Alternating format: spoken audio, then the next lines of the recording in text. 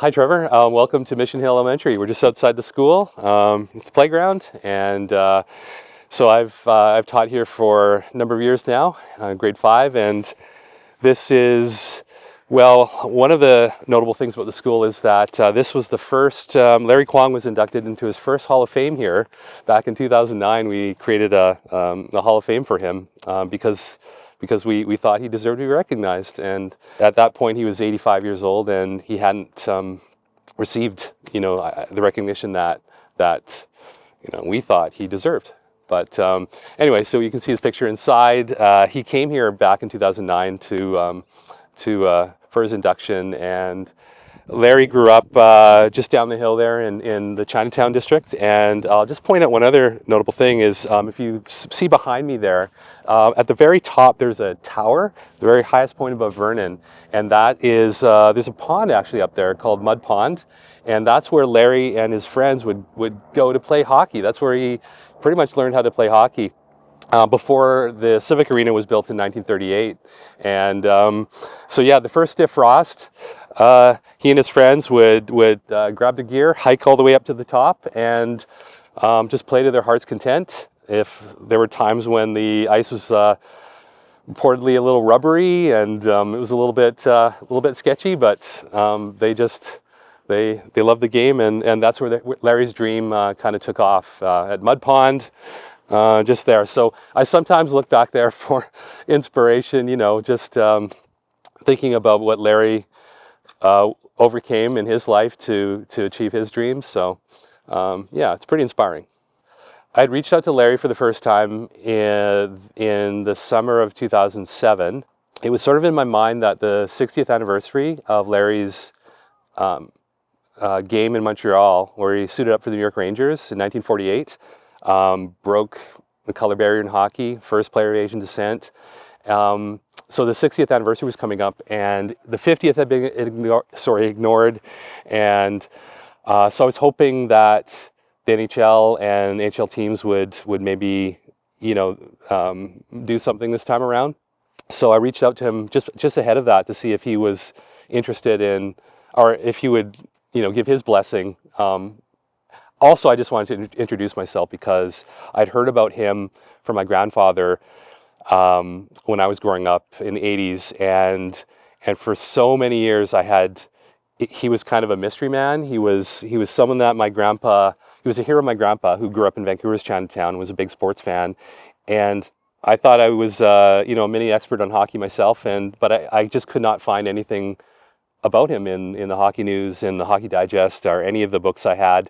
And so it was many, many years later where I saw a newspaper article about Larry and this blast from the past, and I remembered, and I thought, oh, he's real. And so I kind of got up the nerve to reach out to him. He was in Calgary. He was 84 years old. He had a listed number. He seemed a little surprised to hear from this random fan, and I told him what he had meant to my grandpa, and that that I admired him, but I still didn't really. I wanted to know more about his story, and so he was really gracious. He he invited me over to his house, so that the summer of 2008, I got a chance to visit him for the first time. And he showed me all his scrapbooks, his photos. He wasn't saying, "Hey, look at me!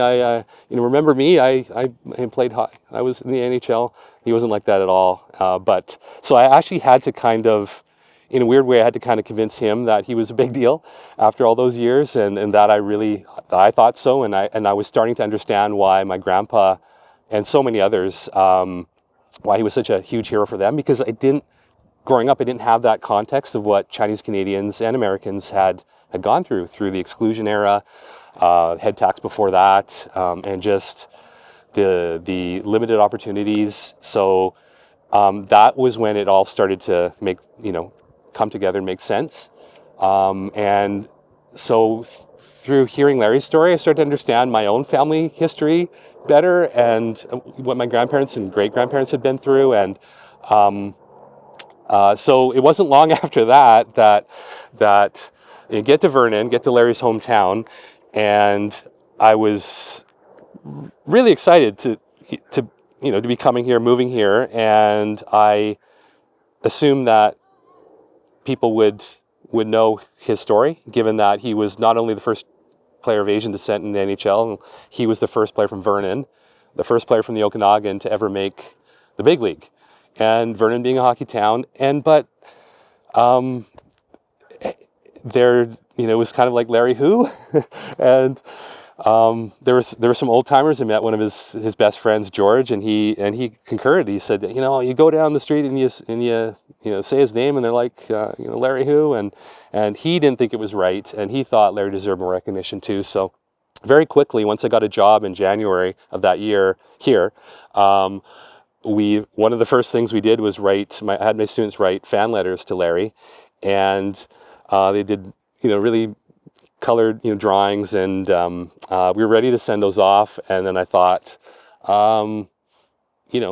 maybe we could get him here, because March, as I mentioned, that 60th anniversary was coming up in March, and I thought if the Rangers or the NHL, they're not going to do anything, then maybe we could here in Vernon. And so that's what it became. We invited Larry back to the school. I believe it was his first school visit, and at 85 years old.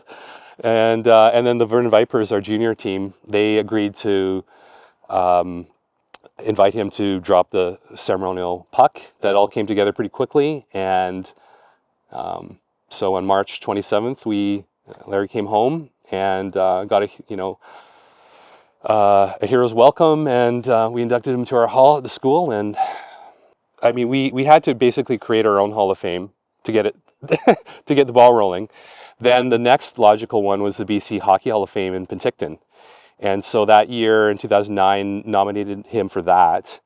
And so that, in my mind, it was like, wow, Larry was 85. So in my mind, it was try to get him some honors, some long overdue recognition in his lifetime, that he could enjoy that. And so nominated him for the BC Hockey Hall of Fame, and he frustratingly, he did not get in that first year. But the executive director, Bruce Judd, was taken with his story, and so he was inspired to create a Pioneer Award.